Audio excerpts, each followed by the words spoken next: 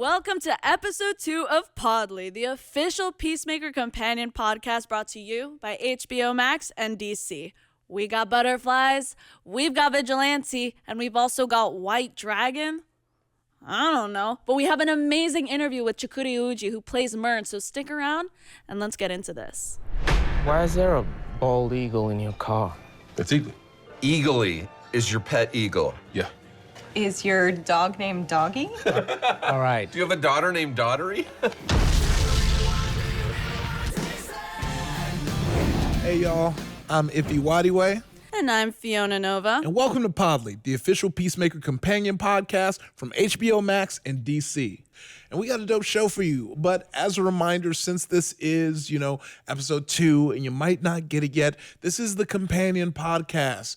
Each episode is going to talk about everything that happened in the episode that is referenced and before that. So if you haven't watched episode 2 yet, hit the pause, go back, watch it, and come meet us after. It's not a pre-show, this is a post-show. So we'll see you after the show. Look, we got a dope episode ahead of us, so let's just jump right into it.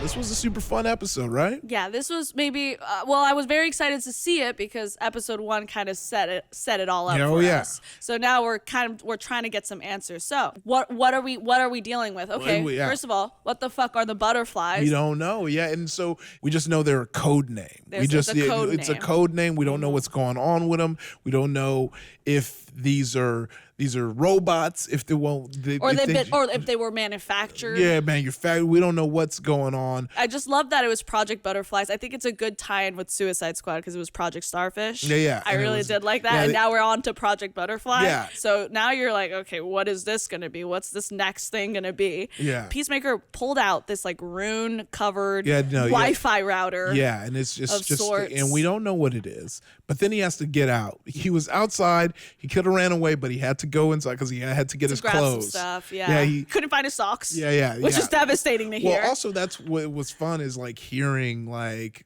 John Cena curse because like as someone who's like been following John Cena since he was the rapping wrestler, he's always had this like squeaky clean goody persona. Like he's what in wrestling you call a baby face. You're a good guy that you sell to the kids. So he's never done anything raunchy for most of his career, and now we see this new side of him. We saw the new side of him, which is he does really well. Oh, it's so great. He kind of nails. Yeah, he nails his comedic timing is off the charts. It's so fun.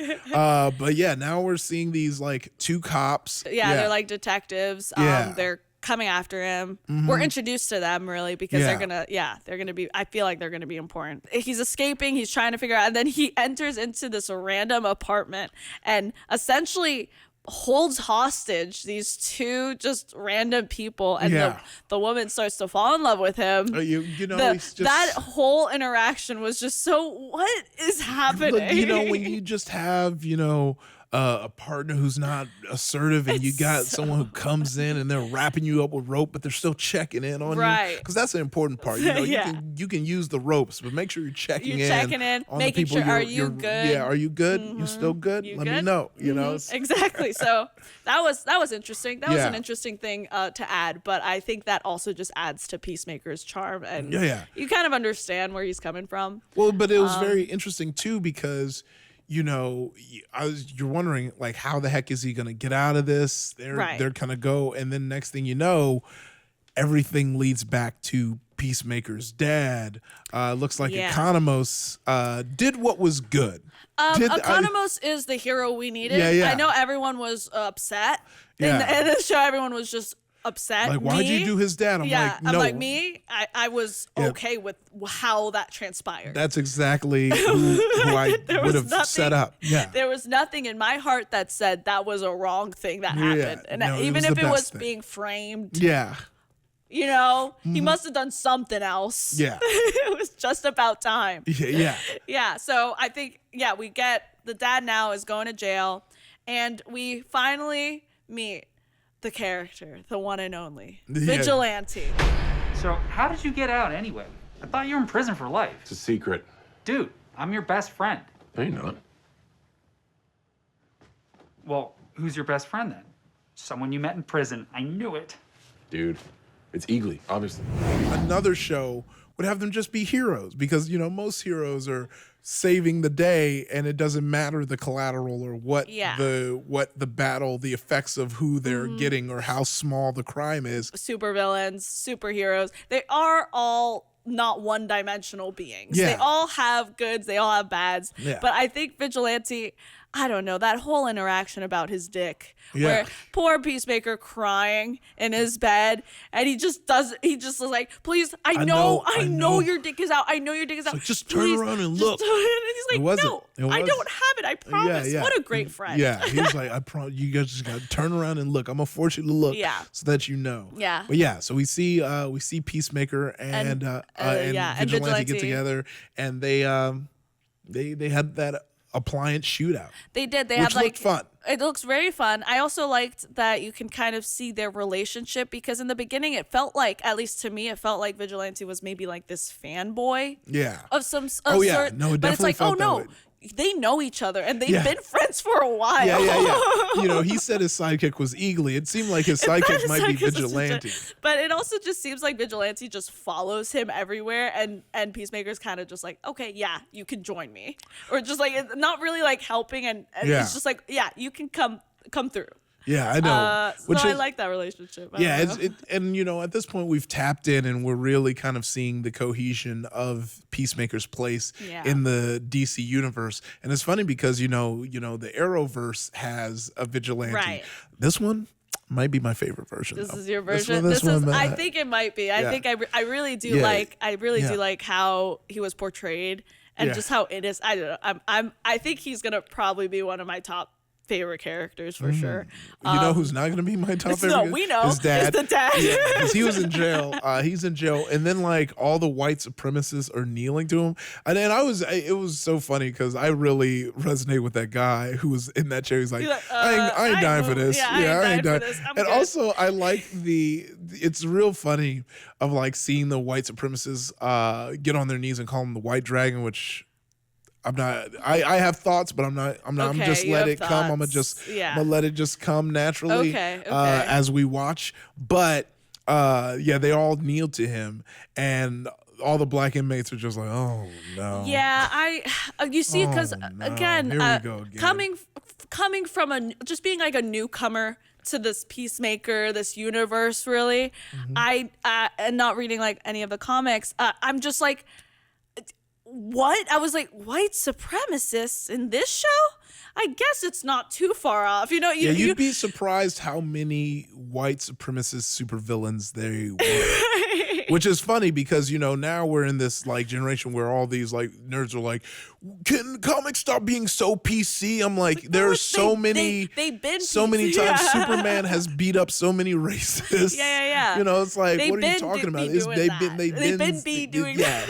They've been that. They've been that. No, I think this episode was great. It had a lot of things to like, just a lot. I guess we got some of the answers. Yeah. Not really, but like we got some. You got some. I mean, it's episode 2. Yeah. So it'd be a little too early to get all the answers. We're slowly getting into it. I'm obsessed with Vigilante. He's the best. Look, fave character. Look. If a friend's close enough to have a threesome with, you know, that's a good friend. It's great. It's a good friend. Yeah. But I think you're talking about us getting some answers. Let's get some more answers. And, we've got a great interview. Yeah, get this interview with Chukwudi. Ooh, absolutely. Hello, everyone. And right now, I am so happy to say we're joined by the incredible Chukwudi Iwuji, who plays Murn. How you doing? I'm doing well, and I'm always happy when people can pronounce my name quite well. The versions I've heard over the years. Oh, yeah. Thank you for nailing that. You're Nigerian. So and I cheated because my name's Ife Chukwudi. So. We share half our names are the same, right? Yeah. Well, but thank you so much for sitting in with us. We're excited to chat about the show. We're excited about your characters. So I'm going to just jump right into it and just start asking questions, okay? Sure.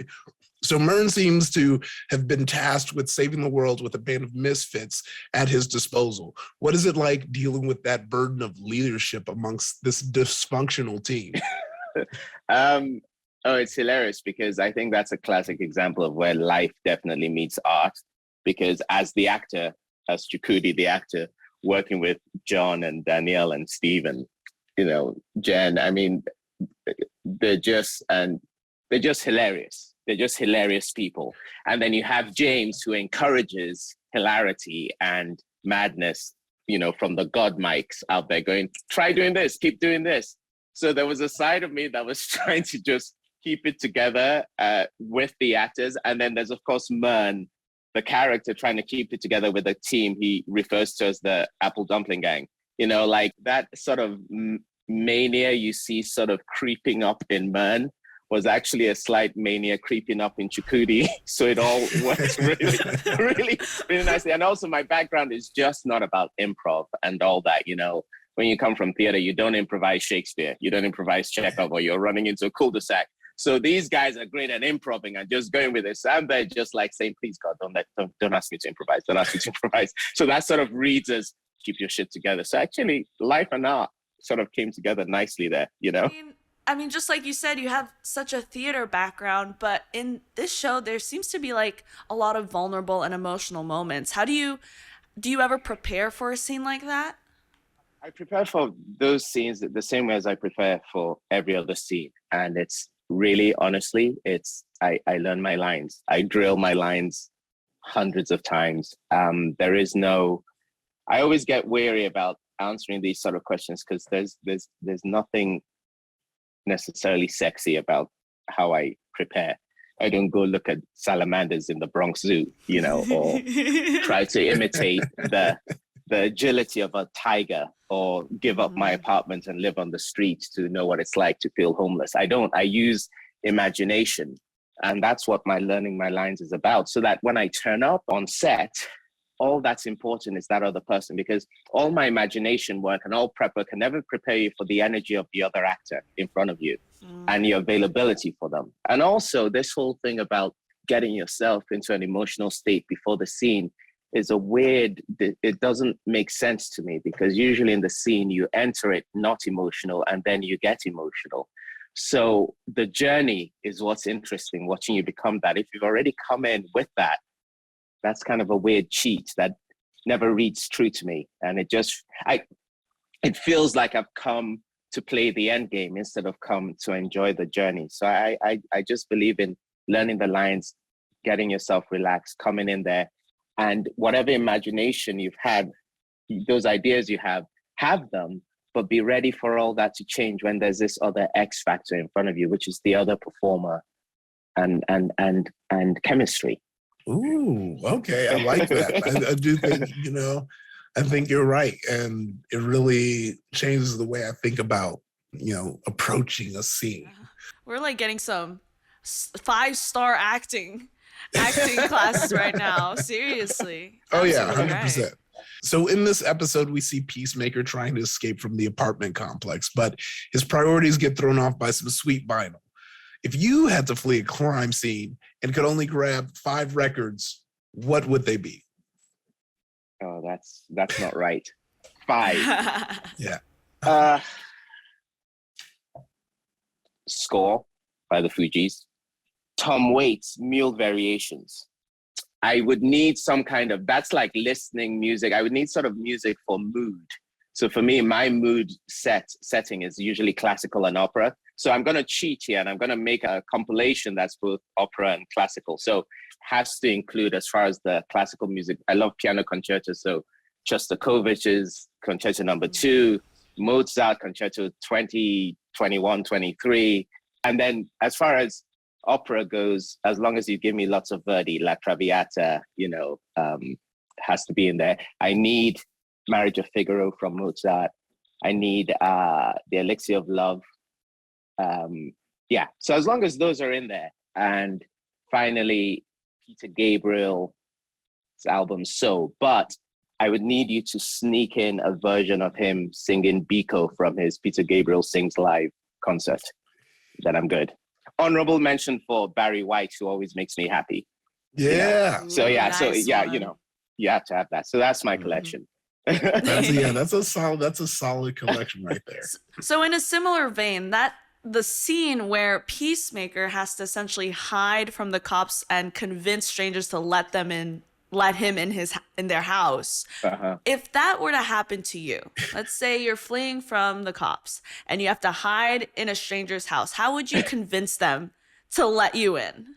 This is really bad. I'm sorry, this isn't me. I love animals and I especially love dogs. But knowing how much I love dogs, I would grab their dog, preferably a small, really cute dog, hold it in front of me and say, if you don't hide me, I'm going to shout, I'm coming out with a gun with your dog in front of me. So if you don't hide me, I'm shouting that and I'm stepping into that hallway with your dog in front of me. And I think they would hide me. Yeah, You're right. You're right. You're right. Messed That's up. exact. Oh, God. Yeah. I feel so bad. I'm going to get so many complaints. That's cool. I'm not cruel. I know. You're right. That was the only right answer, actually. It would let you into their house. You're right. Like appeal to their wants and needs. Yeah. Absolutely. It's psychology 101. Yeah. Oh yeah. Well, it seems like, that's a stressful situation, and, we all like to relieve that stress. So much like, Peacemaker and Vigilante did this episode, if you had the chance to take your stress out on some appliances, what weapon would you choose and what appliance would be your first target? I hate technology, and at the risk of never becoming a spokesman for Apple, I would take a really good golf club, and I don't even play golf, and I would pretty much smash all my tech. They drive me nuts every day. At some point every day, even prepping for this today, my email, for some reason, wasn't arriving on my iPad. And I was like, I need that to get the Zoom link. I mean, everything was going wrong. So it would be that. I would take it out on all my technology, and it'd feel really good.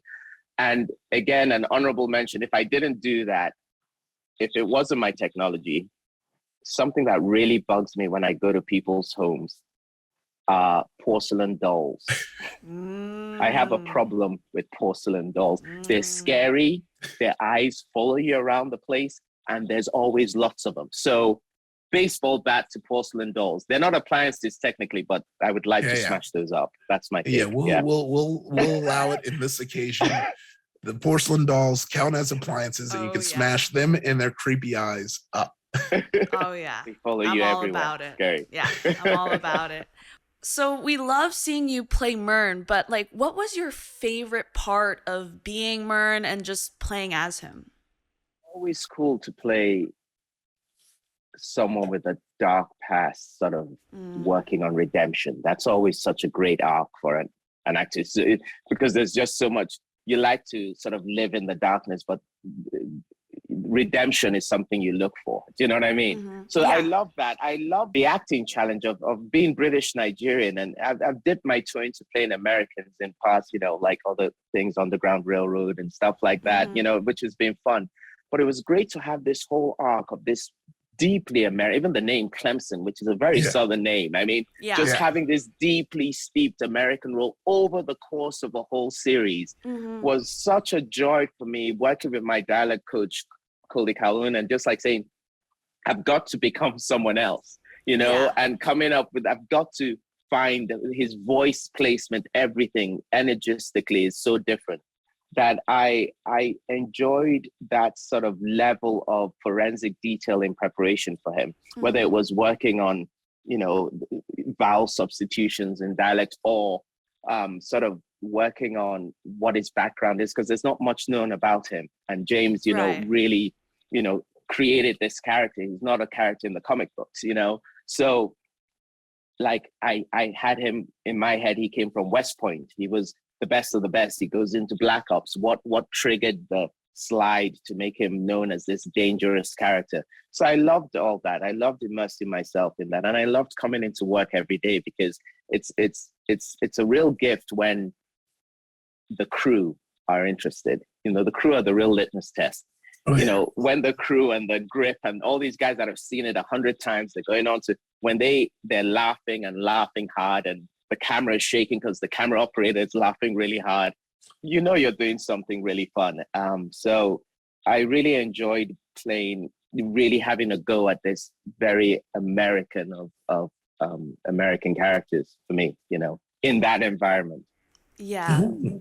Yeah. I think Murn is one of my favorites. I think he's like a really awesome character, and you really kind of see that there's so many layers to him, which I bet it was so much fun to play and to experiment with. It really was, especially with that apple dumpling gang of people, where my instinct, you know, is a bit like when you see Vince Vaughn play the straight man in a comedy. Yeah. I really wanted to get in on all the crazy fun with them, but I had to keep it together. That was a very fun challenge of being that guy that just keeps it together with this crew, you know? Yeah.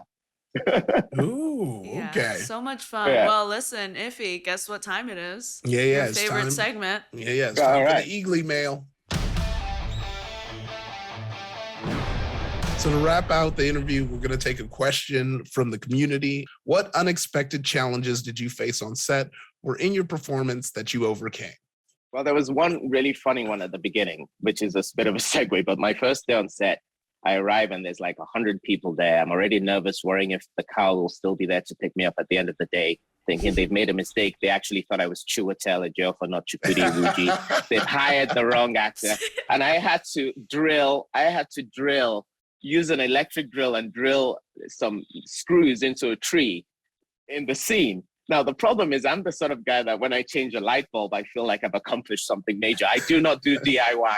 I mean, at one point I had the drills set to reverse instead of forward.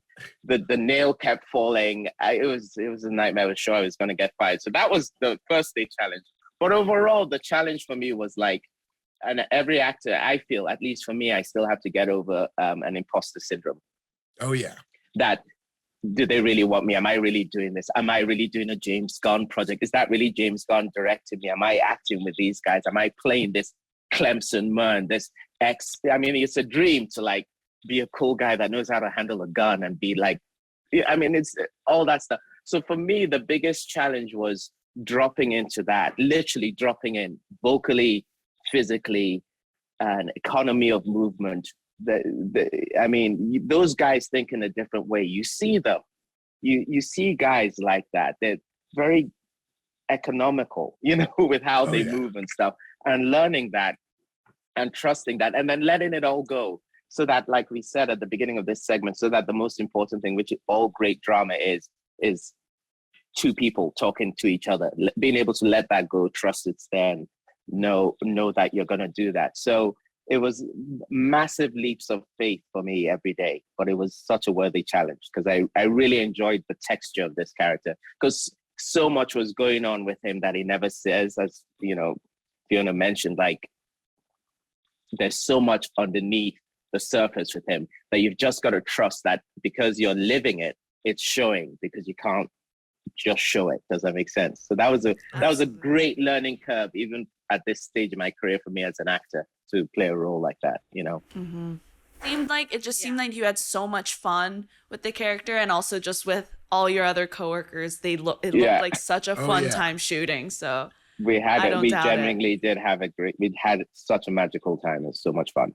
Oh, that's so great to hear. Yeah. Everyone's been really great.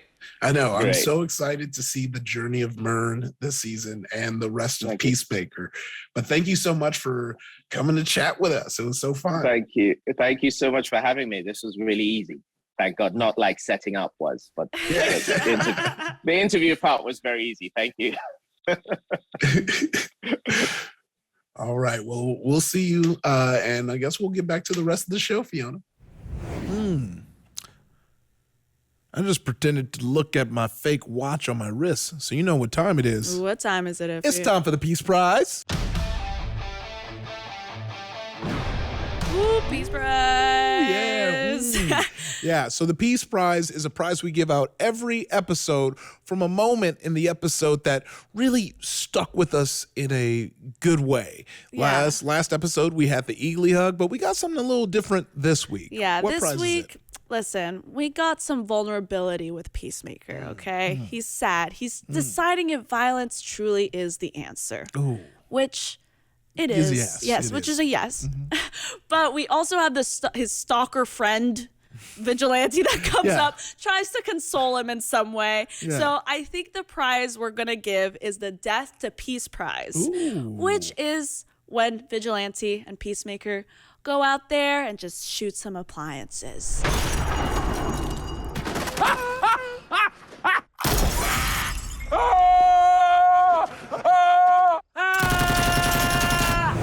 Look, cinema has taught us long, long ago that the best way to let out a little anger is to take it out on some old appliances. So, we got to see that again, and using high-powered weaponry too. And I thought that was so cool. Just having high power weapons in like a forest, just like shooting like microwaves and stuff. It's great. I love that. Oh, yeah. I also think again, I know we're joking about it, but you really do see that relationship that they have, which I'm all about, relationships that people have with others. And I really do feel like even though Vigilante is that kind of weird, stalkerish, fanboy kind of guy, I think Peacemaker really does care for him, and I think they're like a really good pair. So, I think they also just jump, like, the riffing off of one another is just amazing. So I don't know. I think this deserved the Peace Prize for this week.